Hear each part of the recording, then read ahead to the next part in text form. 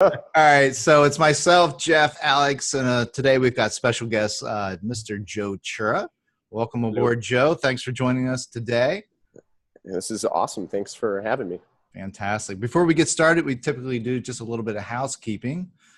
First off, I'm sure everyone that's been on the forums this week have seen a little bit of changes, maybe some cleanup. Alex decided to put his Mr. Clean ball cap on, made some adjustments to the categories and such. So if there's something that you can't find in the forums, blame Alex and send him a direct message. Don't contact me. It's all his fault. Yeah, thanks, Jeff. And of course, if you missed last week's Refresh Friday, it's now published over on the blog. And we had special guest Mike Phillips of McCloskey Motors, and we had Bob George of Dealer.com.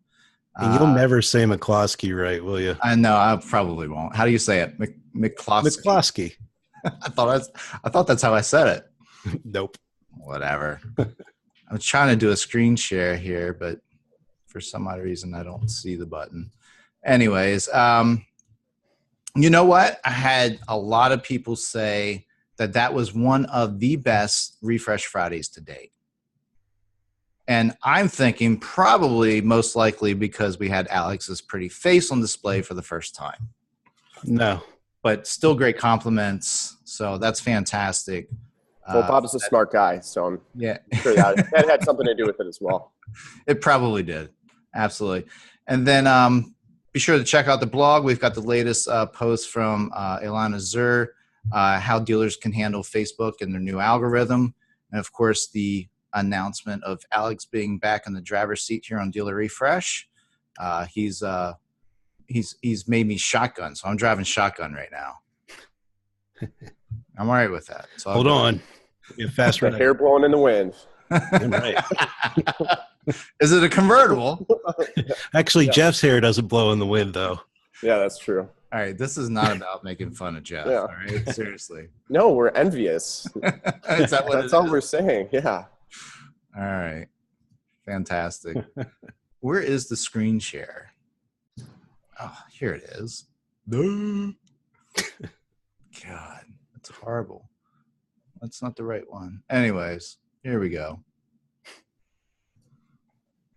Real quick, just taking us off our game. Again, we've got the video from last week's Refresh Friday. Check it out. Here's Ilana's article, and of course, welcome back, Alex. Every time I say that, I want to say welcome back, Carter. I don't know why. I don't know why. Yep. I don't even think I watched that show as a kid. So, anyways, enough housekeeping. Unless Alex, you have something to add?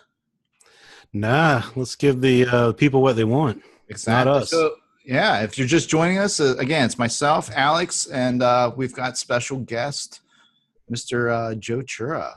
And Joe is the CEO and founder of Dealer Inspire. And, of course, if you've been reading Dealer Refresh or checking your inbox earlier this week, I'm sure you're aware of the big news floating around with Joe and Dealer Inspire, and we'll get to that a little bit later. But before we go there, you know, I'd really like to get to know, I know you, Joe, pretty well, but as I did a little bit of research, I realized that I didn't know you quite as well as I thought I did.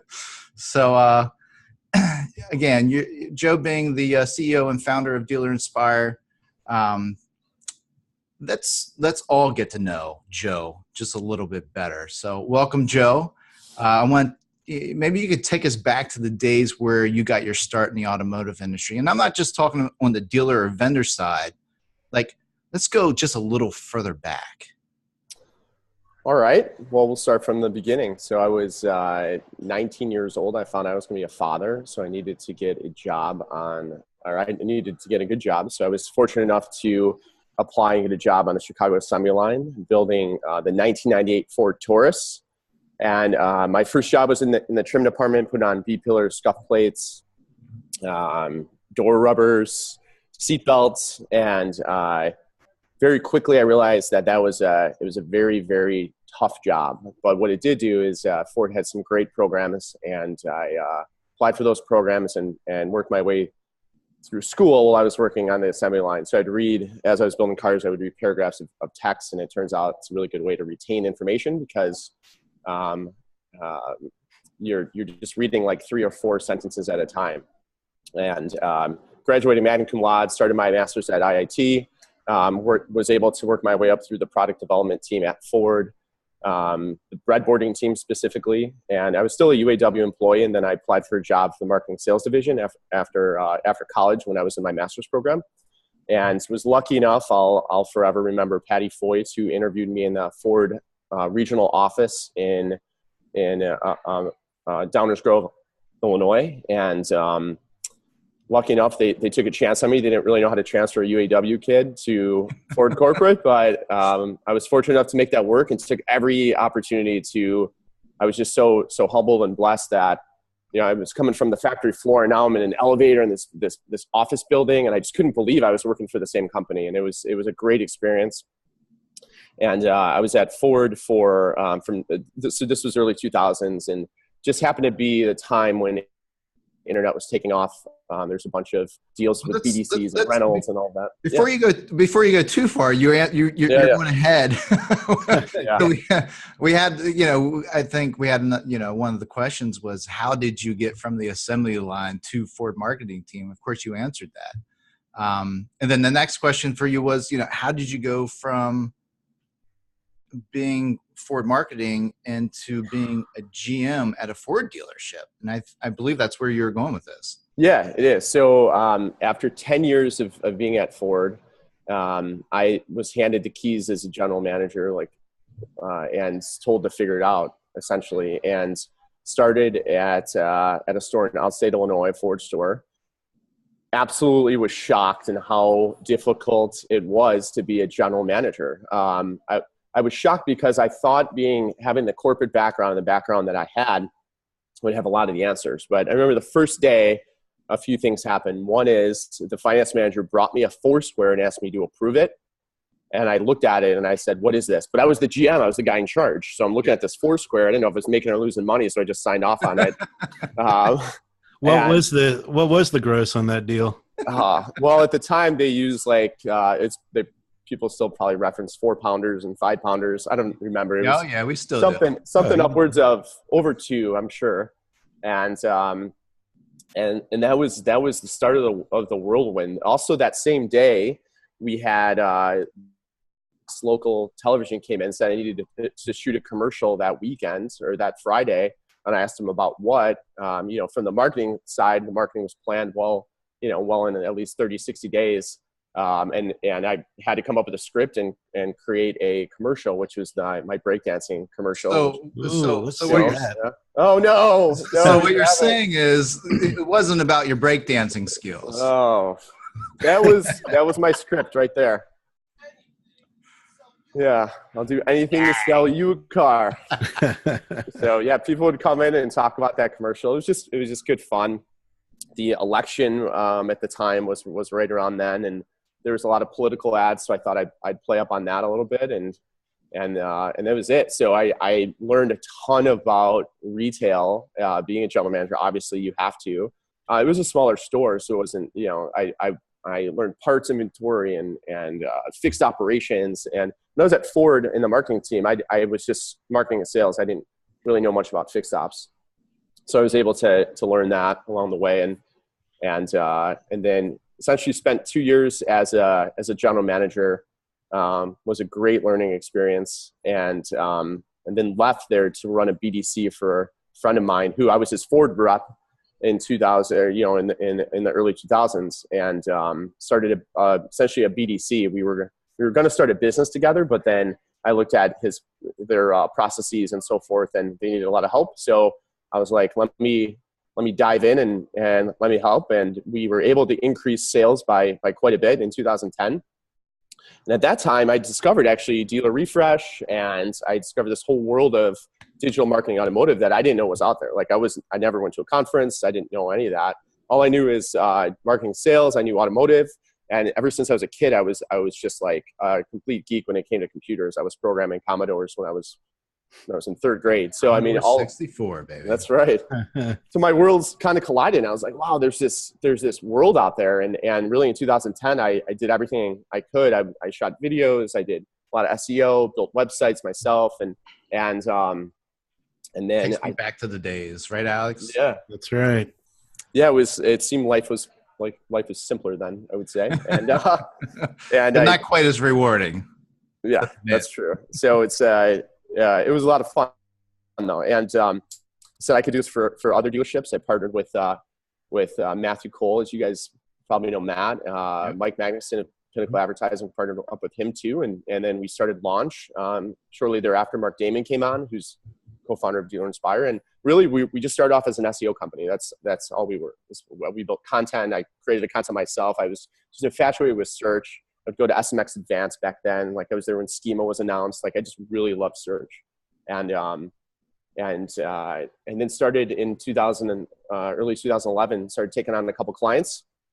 First client was in Boulder, Colorado, Mark Brady of Fisher Auto, and from then it took on a few more, and that's when Launch was formed, May 2011.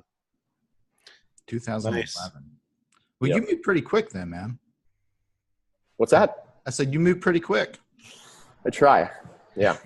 Well, you basically brought a dealer's speed and urgency to technology. Well, I feel like I had the opportunity to learn a lot about what was needed in the space from being both on the OEM side and then on the retail side. So, and I knew tech, so it was one of those things that I just created what I thought was fairly obvious for me, that what dealers needed, and it was always to help dealers. So how did you talked on the other company, how did Dealer Inspire come about exactly? Yeah, I didn't want to go too far ahead that quick. but Yeah, we were wondering what the spark was. It said, I know. Yeah. Was it a spark like, get me out of this dealership, or was it like, oh, I can crush it in technology? You know what it was? My wife looked at me one day, and I would come home. Ever since I was at Ford in the OEM side, I was just such a hard worker, and I just would have a lot of perseverance and persistence. And she looked at me one day and she said, why don't you put this effort into your own company? And from that moment on, I did. And I was like, wow, she has a really good point, because I would spend my nights and weekends like working on other people's business. And so I just shifted the effort. I thank her for a lot. And then I just shifted efforts into that. And basically how Dealer Inspire came to be is in 2012, the end of 2011, we had a dealer that I had on like SEO and SEM for 6 months. And he asked me what the ROI was on our marketing efforts. And I looked at him, and at the time, we obviously didn't have a website. I couldn't even successfully get goal conversions installed on the website, because the vendor at the time just wouldn't install them. They didn't believe in Google. They had their own analytics. I'll give you a hint. It was not dealer.com. It was another vendor. And they just, he asked me what the ROI was. I couldn't tell him. So I said, Bob, we doubled your leads. We tripled your traffic, but I couldn't. And he said, show me one person that bought a vehicle, like give me their name. And I couldn't. And at that time I was like, wow, if we had control of the website platform, I could pull the HTTP refer from a form, match that up to a DMS, and I could have a match back. And I could tell you, at least based on actually I was against last click from the very beginning, but so I used first click attribution. I said, okay, well, who bought a vehicle and what gross profit was made and what car did that person buy? So I can answer Bob's question. The second thing was the websites at the time were not very sexy looking. So I said, well, if we can control that look and feel, I bet we can increase conversion. One of the big things I've always looked at is, a lot of people pay attention to traffic, which is good, but if you pay attention to conversion rate optimization, and you could do A/B testing, and you increase your conversion rate by a couple percentage points, and you increase traffic, you're going to have a lot better. You're going to just sell more cars, get a lot better, a lot more leads, and so forth. So then at the same time, one of our clients challenged us, said, "Hey, why don't you try and build a website platform?" And me and Mark Damon coded the first version of what is Dealer Inspired today. And it was funny, and it was not that great. I still have photos of it and so forth, but short story long. What's that? Nothing. Yeah. And but I mean, it was one of these things where like we took it live, and then we were like, "What about the credit application?" Oh, forgot about that. And just like various things like that that require a lot more engineering because of security and whatnot. So that's kind of the story how Dealer Inspired was created, and it was. How many dealerships did you get signed up within your first 6 months? Or even year? No, this 6 months. Joe works way too fast. There's no way you can say 1 year. Give him 6 months. That's it. That's all he gets. So in 2013, we had 3 employees.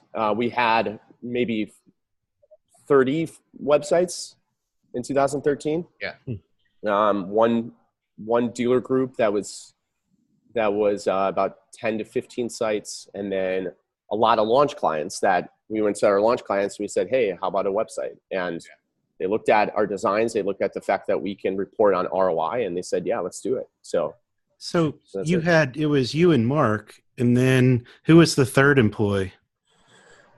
So Dave Rowe, a gentleman named Mike, Matthew Cole was a part of it, but we actually weren't even employees. Like I didn't even take a salary from Dealer Inspired until 2016. I want to say it was more of like, let's hustle, let's get this done. But Dave Rowe, our CTO, was early on.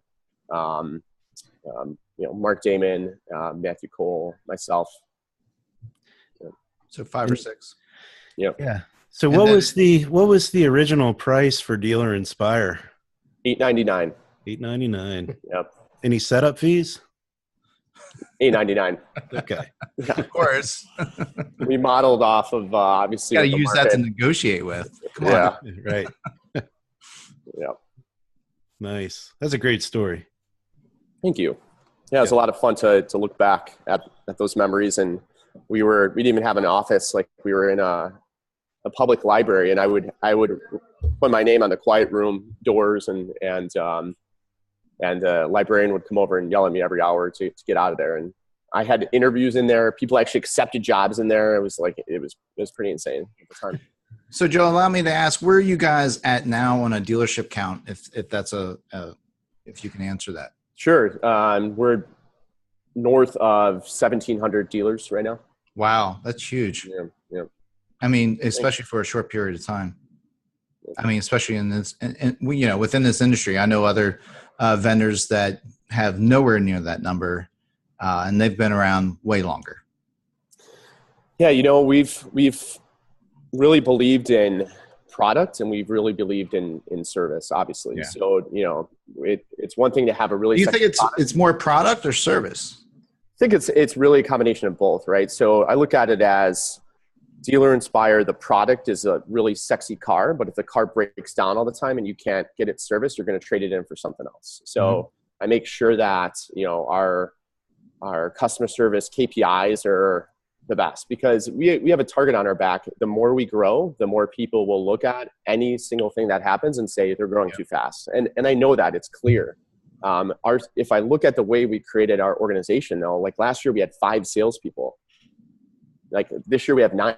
So we've grown it very organically, and I've really staffed up for account management, performance management, and support. Yeah, good deal. Well, can I ask a question real quick about maybe taking it a step back a minute? Yeah. I have heard other people, and not talking about you at all, Joe, but come out of the dealership and believe that building a company is very simple. And when you mentioned that you didn't take an income for a while, I don't think people truly realize what that means and fully think it through, especially when you have a family. And, did you have to do any capital raises all along, or did you just eat what you hunted? So for Dealer Inspire, because, it's relatively easier to create a marketing company because you can scale as it grows. With Dealer Inspire, you're building software, so you have to put a lot of capital up front, and because of that, I wanted to make sure the funds, because Dealer Inspire is a separate company, was a separate company, and I want to make sure the funds were not commingled at all. So I raised $300,000 in a convertible note for Dealer Inspire to fund that kind of first year to get us rocking. So, and it was from a dealer in Canada. So it was out of all people, and we're great friends today, and it was a great experience. Joe, you obviously have a lot of admirers out there. I know I definitely admire you, and one of your abilities that I admire is your ability to just stay grounded. You know, it's obvious to me that you spend a lot of time where a lot of other CEOs do not. For example, you know, there's, we broke this news that we really haven't totally talked about, but we broke this news on DealerRefresh. And during that time, we've had quite a few members asking questions, maybe even a few concerns, you know. Yet you took the time and you responded to each and every one. And that's not something a typical CEO of a large company does every day. So again, very much appreciate it. But it was just, or not even the public relations staff of a company. Yeah, exactly. So that was, thank you. We absolutely appreciate that. And if you go into Dealer Refresh forums, you'll see the thread, and, you know, take the opportunity, and, you know, Joe goes through there and just responds to every single one. So, yeah. We've been talking about this big announcement, but we really haven't, you know, mentioned what the announcement is. And again, I'm sure most people do already. So Alex, you know, what's the big news? Oh, Cars.com acquired Dealer Inspire. Huge. Congrats. It's a hell of a ride, Joe. Thank you. Well, I look at it as not ending, but we're just getting started, seriously. And that night, we're, you know, 24 hours before that, we signed the deal, essentially. And that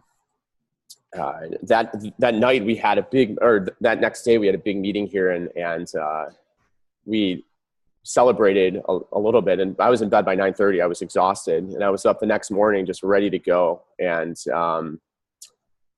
it was pretty crazy. Oh, this is funny. You're showing the screen. There's no coincidence that your online chat tool is named Alex. This is wrong screen.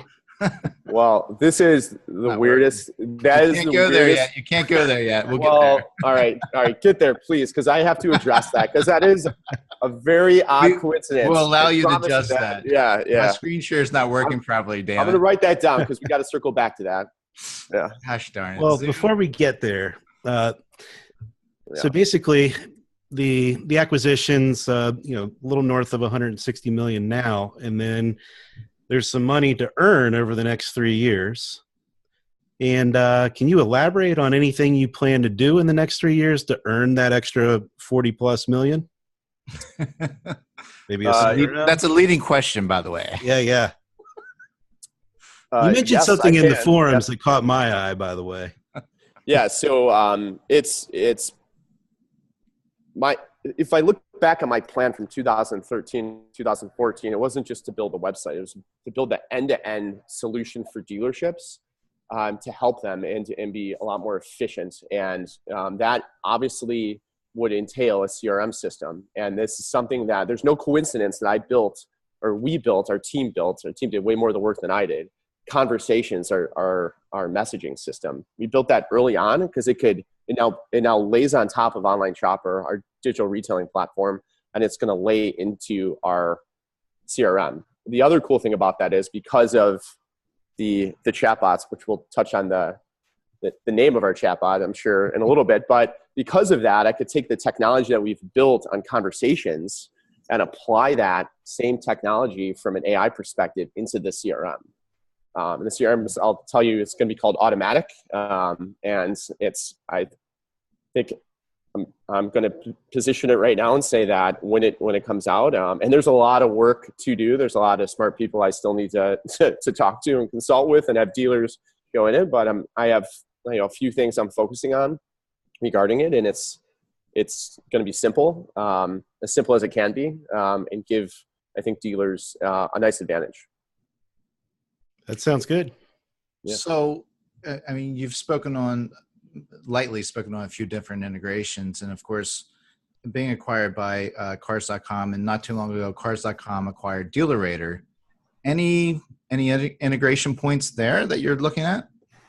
Yeah. So I want to, with DealerRater specifically. Yeah, definitely. I mean, we're having the discussions now. So one of the things I just want to get out there is like the advantage of this relationship is not only is Cars local, but Alex doesn't want to run a website company. Alex Vetter. I mean, he bought he doesn't want to run a reviews company either. No, and you could see what he did there, and it's one thing to say it, and I know that a lot of the audience members and dealers have watched the same movie with the same ending, and I could say that although I know there's a tough road ahead, we are separate entity under Cars, but we have a lot of efficiencies built in, and that includes integration potentially in the near future with DealerRater, with some car stuff, and a lot of really cool things. So right now we are prioritizing what that is, because really, if you think about it, like what an unbelievable opportunity we have to tap into a third-party marketplace like Cars. Well, and yeah, you're absolutely right. Just with DealerRater, but let's take it down another path.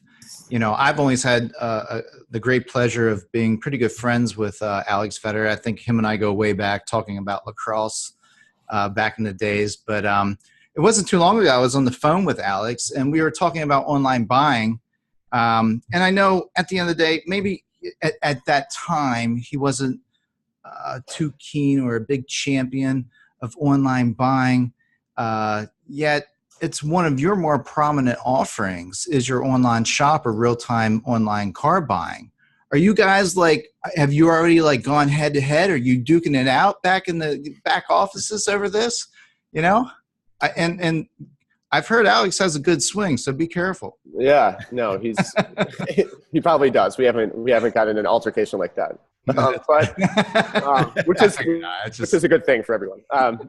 So I will say, we share the Cars team and us. We share a very similar vision. So we're trying to appeal and cater to customers. We're customer centric, and we know that if we're customer centric, we're dealer centric, because we can make things easier for dealerships to sell more cars and service more vehicles. Then we win. And I'll just say that we share a similar vision.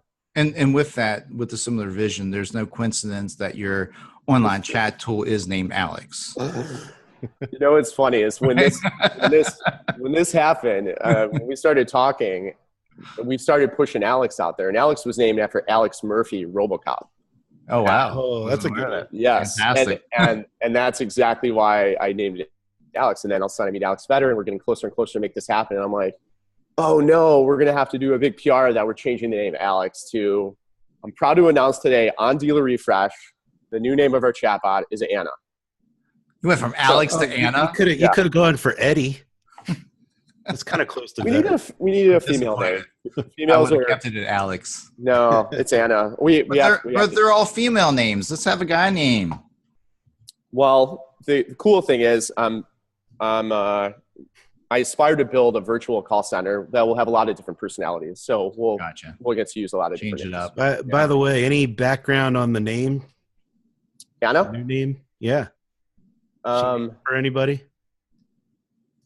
Yes. So Anna is named after Anna, and D, Dealer Inspire. And then we also have a support person that has been with us a long time, was diagnosed with cancer, and she's just a great inspiration to us. So It kind of ties a bunch of things together.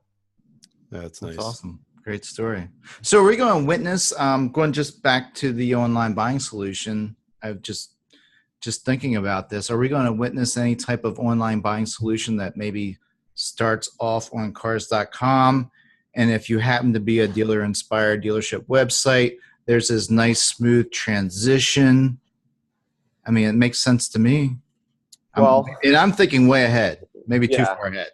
Yeah, I think we'll start to see, and that's definitely something we've talked about, like how do we make the best experience? In all honesty, we haven't ironed that out. Like the reason for this relationship wasn't to just come up with the best integrations immediately. It was to help us accelerate our product timeline, help give us the field force, help give us capital. There's all of those things that make a ton of sense that, we were at an inflection point this year really with the, the quantity of OEM programs we're involved with now. There's a lot of cash that it takes to make this thing work. And the Cars relationship made a lot of sense for future integrations for back and forth synergies. But we haven't got into the exact, like, here's how online shopper is going to work on cars. I will say that probably something you'll see sooner than later would be conversations and how that integrates. And then being able to apply the AI functionality of conversations on something like that could make a lot of sense. But, there's no switch that we could just turn on. And we're just talking through that with our product development teams. No, but you have to admit that, the more integrations that you can find between Cars.com and Dealer Inspire, it's going to be huge. Yeah. So like, it could change the marketplace just a little bit. So I would agree with you. And I would say that very similar to the vision I had in 2012 by saying, if we didn't own the software side of the business, it would be hard to compete. Mm-hmm. I felt in the last year, especially as these bigger companies tend to have websites, they have marketplaces and so forth, we're going to need to have big data. Like Dealer Inspire needed big data. So that's why Cars is a great strategic fit versus, me getting PE somewhere else. Cause I could have got capital from many places, but I couldn't have the synergies that I have with Cars. With just money and capital. Like I'd have to buy my way into all these programs. Yeah. No, it makes a sense. Ton of sense. Yeah. Well, I tell you, Joe, it sounds like you've got a few exciting years ahead of you.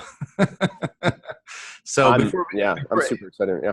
We're 30 after the hour, but before we close shop, is there anything else you want to say? Anything else you want to add? Say to the community?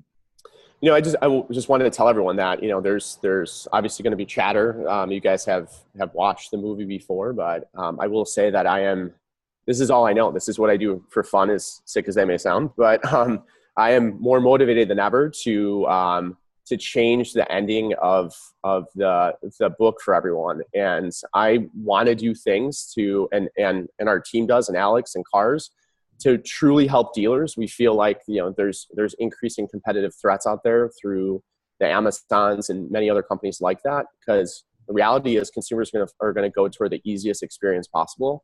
And we want to help them create that. And whether they know that now or not, it's our responsibility as tech leaders to provide them solutions to help them in the near term and the long term. And I can say that all day long, but let me prove it to you. And that's my 2 cents there. So. Well, I have no doubt that you will I have no doubt that you will prove this to us for sure. So thanks, Jeff. Yep. Well, again, the best of all the best from both of us. Let's wrap this up. I know you're a busy guy and probably have plenty of things to do. So thank you again for joining us. It's been an honor and a pleasure, really. For sure. Have me on anytime. I'm happy to answer any questions. Just excited about the future of our space, and you guys are amazing. DealerRefresh is great, so I appreciate you guys. We'll take that plug. Yeah. So anyone that's missed this portion of the broadcast, we will have it posted up on DealerRefresh blog. While you're there, be sure to jump over in the dealer forums, sign up if you're not already a member, participate in the conversations. Better yet, post a question, start your own conversation. We've got some great thought leaders out there, such as Joe, that can answer questions, help out. So, all right, gentlemen, thank you so much. Thank you. Take care, guys. Right. See you, Joe. Bye. Thanks, Joe.